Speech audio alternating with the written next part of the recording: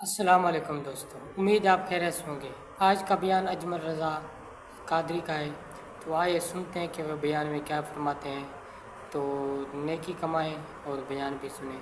چلیں سٹارٹ کرتے ہیں، ٹائم ویسٹ نہیں کرتے۔ دوستو یاد رکھنا، تگڑا اور مضبوط جوان پتہ کون ہوتا ہے؟ جس کی نظریں پوری طرح اس کے کنٹرول میں ہوں۔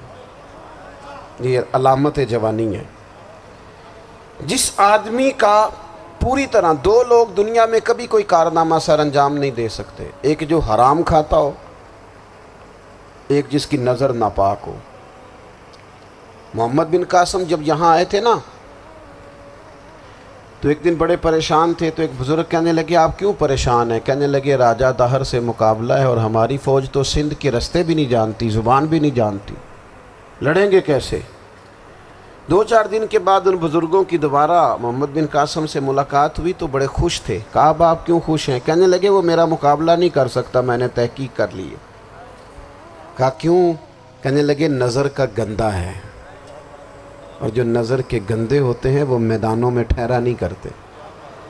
میدان کے لیے نکلنے کے لیے پاک جوانی کی ضرورت ہوتی، تطہیر مزاج ہونا ضروری ہوتا ہے، پاکیزہ افکار اور سچی اور سچی ستھری سوچوں کا ہونا ضروری ہوتا ہے۔ اس لیے فرمایا کہ میرا مقابلہ نہیں کر سکتا۔ حضرت عبداللہ ابن حذافہ کمرے میں تھے، تو وزیر کی بیٹی اندر سجی سنوری پہنچ گئی۔ جیسے ہی آپ نے اس کفر کی چال کو دیکھا تو تیمم کر کے نفل شروع کیے۔ وہ ساری رات بیٹھی رہی، رب کا بندہ ساری رات عبادت کرتا رہا۔ عبادت بڑا سہارا ہے، مصلی بڑا سہارا ہے اللہ کے بندوں۔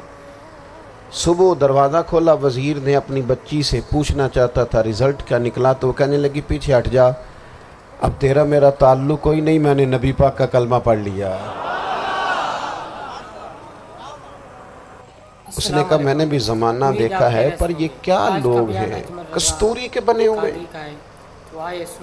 سندل سے دھلے ہوئے، کہ میں ساری رات کمرے میں رہی اور 100 اور 1000 آدمی جس جوان کا مقابلہ نہ کر سکے، اتنا طاقتور جوان کمرے میں رہا اور اس نے نظر اٹھا کے نہ دیکھا۔ او کچا رنگ للاری والا جڑا چڑھدا تے لیندا رہندا ہے، اے عشق تیرے دا رنگ محمد چڑھیا پھر نہیں لیندا۔ میں کہا ایک دفعہ نظر اٹھا کے نہیں دیکھا، کمال ہو گئی۔ اتنے بڑے لوگ، اتنی بڑی سعادت مندی، فیروز بختی، معاملہ فہمی حد ہو گئی۔ اللہ اکبر۔ دوستو بادشاہ جب پوری طرح ہار گیا نا، اس نے کہا مار دو۔ تیل گرم کیا ایک کڑاہی میں، اور جب آپ کو اس میں ڈالنے لگے تو آپ کی آنکھوں میں آنسو آ گئے۔ بادشاہ کا خیال ہوا شاید نرم ہو گئے ہیں، کہنے لگا روئے کیوں؟ فرمانے لگے سوچتا ہوں جان ہی ایک ہے، کتنا مزہ ہے اس کی راہ میں جان دینے کا، کتنی لذت ہے اس کے نام پر مرنے میں، کتنا لطف ہے۔ جے تو چڑھیا اتے دار بھی نہیں، تے جے تو وکیا عشق بازار بھی نہیں، تے ایڈا سستا سودا پیار بھی نہیں، تے ایڈا سستا لبدا یار بھی نہیں۔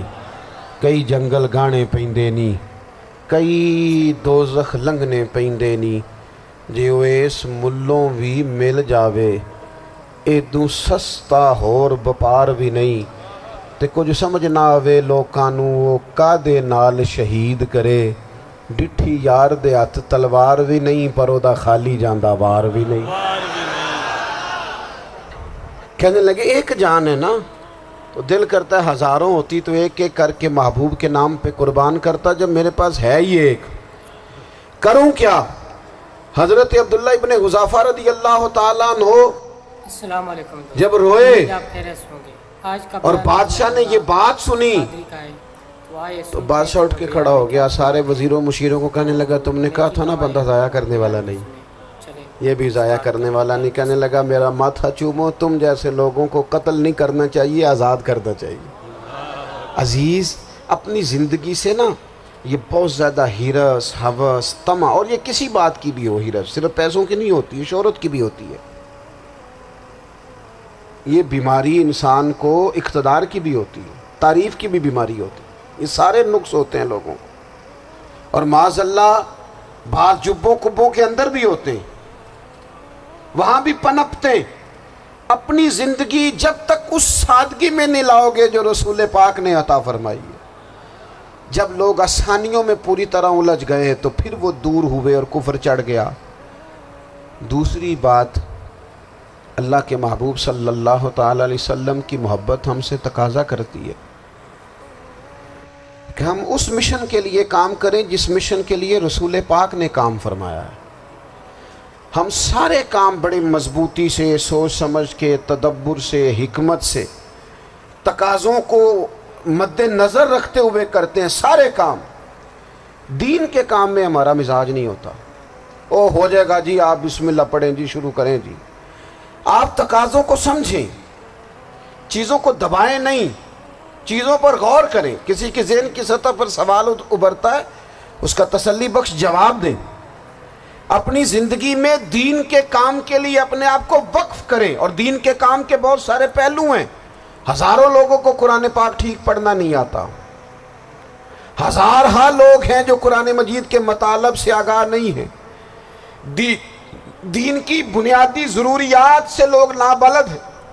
میں آپ کو کس طرح یہ بات سمجھاؤں کہ ہزاروں کی تعداد میں طلاقیں اس لیے ہوتی ہیں کہ مردوں کو طلاق کے مسئلے نہیں آتے، انہیں پتہ نہیں ہے کہ مجھے حقوق زوجین کے معاملے میں کیسے چلنا۔ ڈھیر سارے گھروں میں تباہی اس لیے ہے کہ تربیت اولاد کا دینی منہج ہمیں نہیں پتا۔ اپنا حصہ ملائیں دین کے کام میں۔